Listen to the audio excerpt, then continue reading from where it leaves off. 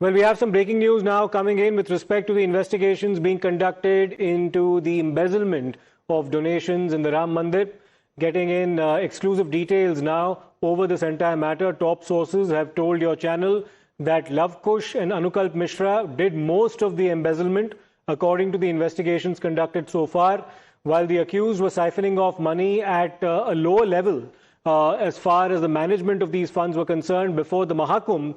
Most of the embezzlement actually took place during as well as after the mahakumbh. Now, sources are also telling your channel that all 8 accused are directly involved in allegations of embezzlement. So that's the big breakthrough that's been made in the investigation so far. And the probe in the entire donation embezzlement case is now gathering more pace. Accused Avinash Shukla was also grilled in prison after the Ayodhya police managed to secure permission from the court for his interrogation and questioning for approximately 2 hours. Now, he's among the 8 accused currently in judicial custody in this entire matter. And as per sources, he has confessed to the crime as well. He admitted to stealing offerings and described the sequence of events as well to the police, which is investigating this case. He also named former temple trustee Anil Mishra, claiming that Mishra played a key role in the donation counting process. Now, these are his claims and his allegations.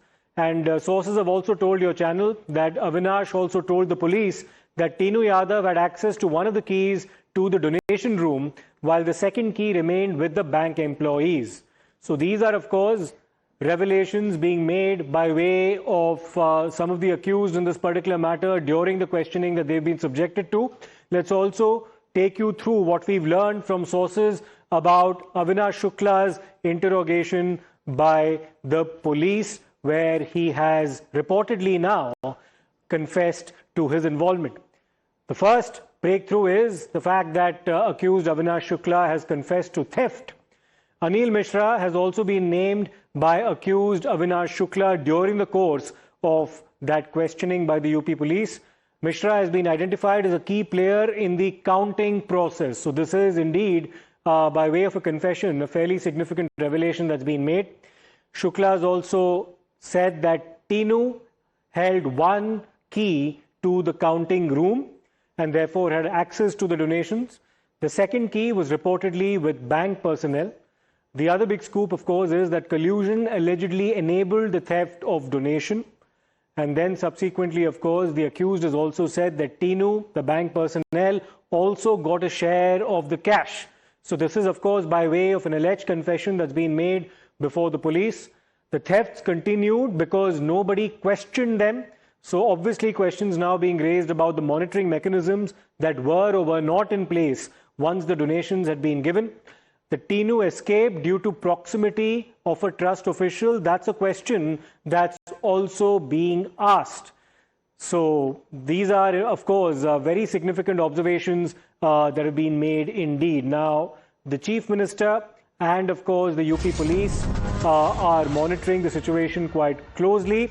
And the Yogi Adityanath government has extended the time period that's been given to the SIT that's been constituted in this entire matter to probe the alleged embezzlement in the Ram Mandir donation matter.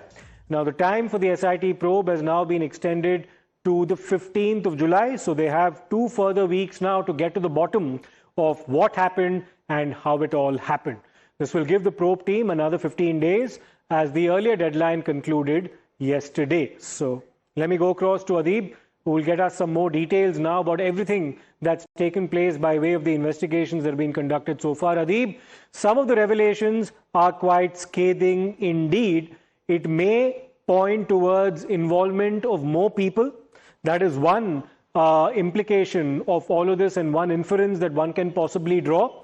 And that there was also an attempt, perhaps, to cover up because of the lax monitoring mechanisms that were in place. Take us through everything that's been revealed to the police so far. Well, certainly, Siddharth. See, there are some revelations that have been made by questioning these accused in the prison. In fact, the most of the embezzlement was done by Luvkush Mishra and Anukalp Mishra.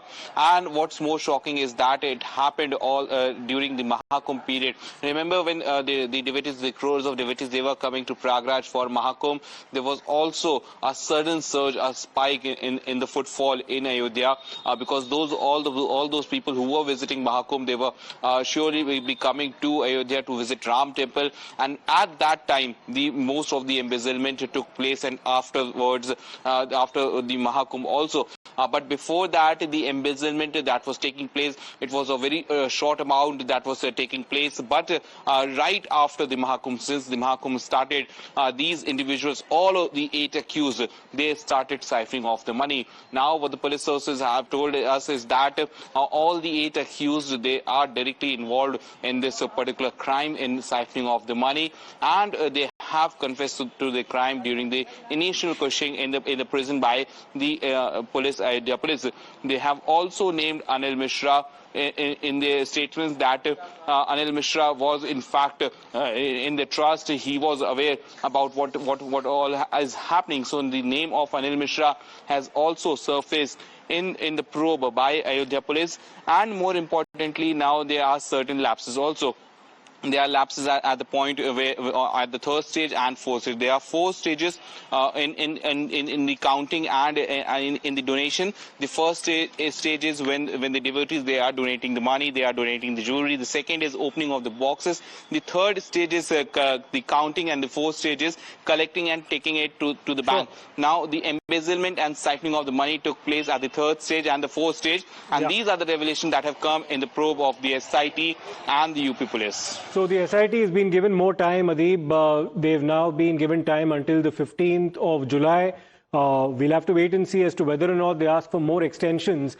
If at all, the scale and magnitude of the embezzlement is indeed very large. Now, the breaking news is that while the accused was siphoning off money at a fairly low level in terms of the hierarchy of the people involved, before the Mahakumbh, most of the embezzlement took place during as well as after the Mahakumbh.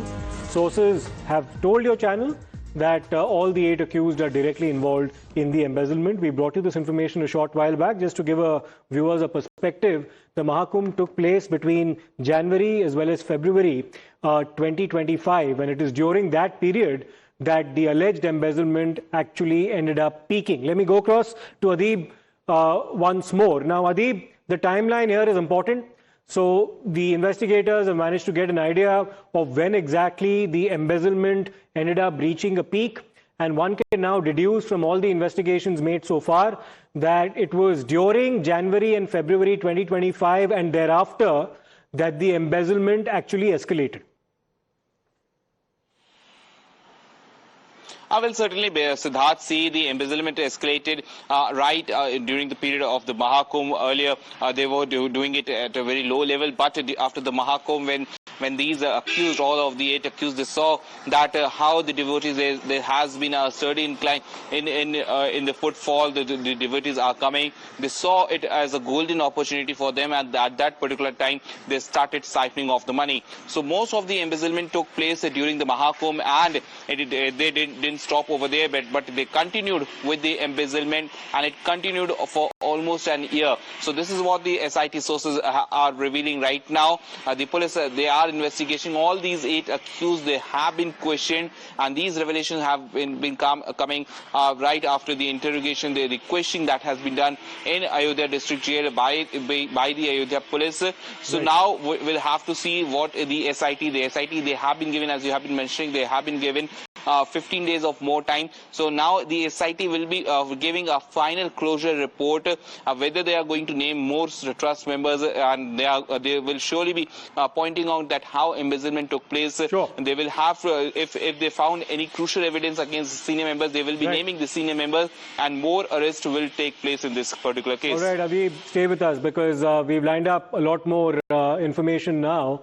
That's coming from the investigations. This is the Times Now super exclusive as well. The box from which the cash was recovered will soon be on your screens. That's the box from where a lot of the alleged embezzled cash had been recovered. This is now at the center of the probe in this particular matter. That's the cash recovery box, which continues to be at the center of the probe. So far, what we know is that 80 lakh rupees have been recovered, but clearly, does the amount of embezzled funds extend beyond that number is the big question that's on everyone's minds. Now, more information coming by way of investigations. Avinash Shukla, like Anukalp Mishra and Luvkush Mishra, was an outsourced employee in this entire matter. We are continuing to show you, of course, the visuals of the box as well, from where a lot of the money was recovered. Before we, of course, come to more details with respect to the investigation so far, here's a report that's been sent in from our colleague as well. The Times now has reached Sham Sadhana Yoga Kendra, and this was the place from where the money was recovered from Avinash Shukla. He used to come over here to do yoga with his brother. We have with us the person who manages the affairs over here, the person who teaches yoga over there, Seema ji. Seema ji, क्या role है आपका यहाँ पे, और अविनाश और अभिषेक को आप कब से जानते हैं? ये सेंटर हमारे गुरुदेव डॉक्टर चैतन्य का है और पिछले 17 वर्षों से मैं इसमें जुड़ी हूँ, और ये सेंटर यहाँ करीब 20-22 सालों से है। और ये गुरुजी जो हमारे हैं, इन्होंने कई सारे बच्चों की मदद की, उनमें से एक अभिषेक भी है। उसकी पढ़ाई लिखाई की व्यवस्था, उसके रहने खाने की, ये अभिषेक करीब 10 साल पहले यहाँ आया था। 10 साल पहले आया था और तब से गुरुजी की सेवा में था, वो रहता था उनके साथ। और फिर बाद में उसने कई सारी चीजों की तैयारी की और फिर वो अभी हाल में प्राइमरी में अध्यापक है। तो अभिषेक जो है वो अविनाश का भाई है, जो कि एक वो अविनाश को आता था यहाँ पे, क्योंकि जब ट्रस्ट के लोग यहाँ पे आए थे, आपको भी पता लगी होगी ये बात, पैसा यहाँ से ही रिकवर हुआ था। क्या हुआ था मैम उसके? पहले मैं एक जानकारी और दे दूं। उसके पहले जब अविनाश आया यहाँ करीब 1.5 साल पहले, अभिषेक उसको लेकर आया कि दीदी इसकी भी कहीं नौकरी लगवा दूं, इधर उधर घूमता रहता है ताकि ये भी कुछ कमाए। फिर बाद में पता चला कि उसका गबन में नाम आया। हम लोग तो बिल्कुल शॉक। 1.5 साल पहले तक वो ट्रस्ट में काम नहीं करता था? नहीं, 1.5 साल पहले उसने ज्वाइन किया वहाँ पर। फिर अभी जब ये सारी चीजें पता चली कि उसने गबन किया है, तो हम लोग तो बिल्कुल शॉक हो गए कि हमारी नाक के नीचे एक लड़का रहता था जिसने ऐसा कांड कर दिया। कभी लगा उसके बिहेवियर? कभी नहीं, एकदम मतलब ज्यादा बात नहीं करता था वो, बस मिलने पर दीदी प्रणाम, बहुत अच्छे से मिलना, बहुत सब कुछ करना। कभी भी ऐसा नहीं लगा कि लड़का ऐसा कर सकता है। Well, Times Now's Adib also managed to reach the residence of accused Luvkush Mishra. We found a lavish home being constructed. Nothing wrong in that, but Luvkush used to earn only 15,000 rupees per month. And that's why this construction too has now come under the scanner. Let's look at Adib's report. This is the under construction house of the accused Luvkush Mishra. In the visuals, you can see that how he was building his house in this locality of Ayodhya. Now, interestingly, Luvkush Mishra only earns rupees 12,000 to 15,000, but we can see the extent with which this house was being constructed in Ayodhya. You can see that all the gate frames, the window frames, they all have been already installed over here, and the construction just began nearly 3 to 4 months back.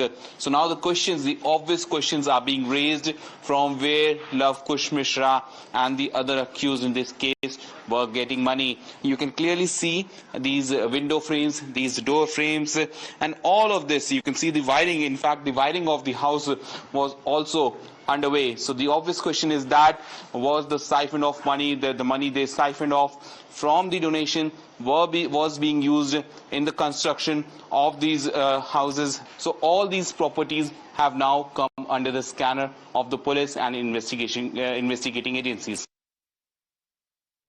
So that was the report by Adib on Luvkush Mishra's residence under construction. Now the Ram Mandir Trust office in charge, Prakash Gupta, also spoke to Times Now. He made a shocking revelation during that interaction. He says that since Champat Rai and Anil Mishra's resignations have not been accepted, both of them continue to work as usual in the temple trust. Now this is quite scathing indeed, and when asked about the hiring of workers on recommendations, he admitted that such recommendations are often made and that Champat Rai and Anil Mishra sit in their offices inside the temple they continue to occupy those premises. Let me go across to Adib once again. Adib, this is shocking indeed. If Champat Rai and Anil Mishra continue to operate like they used to earlier, despite having tendered their resignation, just because the resignation has not been accepted, does it actually mean that they can continue to perform in the same functions that they used to earlier?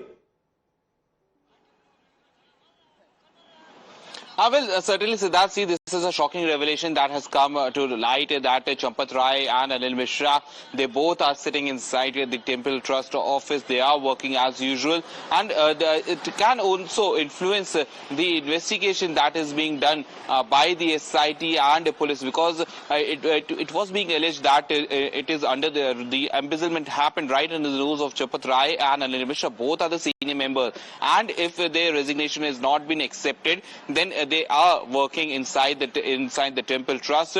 So these are the shocking revelations. In fact, the next meeting of Trust is scheduled on 6th of July, which is the next Monday. So if their resignation are accepted, only then will they vacate their office. But as of now, they continue to work in their position as the Trust General Secretary. Champat Rai is working as the Trust General Secretary, and then we have the Anil Mishra, the senior member of the Trust.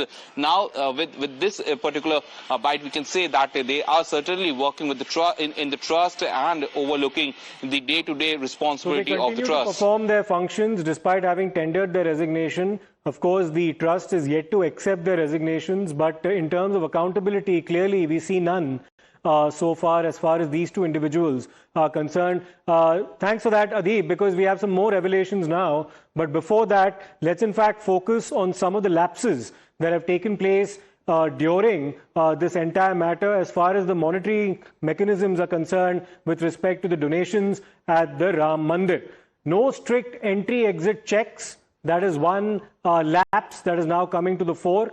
Entry-exit checking protocols allegedly were not followed. The second lapse is that there was no police access. Police had no access to the donation counting center. The third lapse is that clothes with pockets were allowed and that cash was concealed in these pockets as well as socks. And of course, the people who were in charge of the donations were allegedly involved in the embezzlement. CCTV rules were changed. Recording protocols had been altered on multiple occasions, allowing the people to actually get away by committing theft for an extended period of time. Now, limited CCTV access is also another lapse. Only a few trust officials had access to CCTV footage. Now, counting rules were also altered. The rules for counting staff had been changed on multiple occasions. The CCTV was not retained for 180 days. That's a question that's actually now being asked. The footage was preserved only for a period of 45 days. So did this allow the people involved to actually erase evidence as well? There was no proper frisking as well. The accused were not subjected to proper frisking measures either, which allowed them basically to get away with theft by concealing the money in their pockets as well as socks. So these are several lapses coming to the fore. We'll continue our coverage of the investigations on the part of the SIT. In the meantime, let's take a very quick break. We'll come back with more on the other side.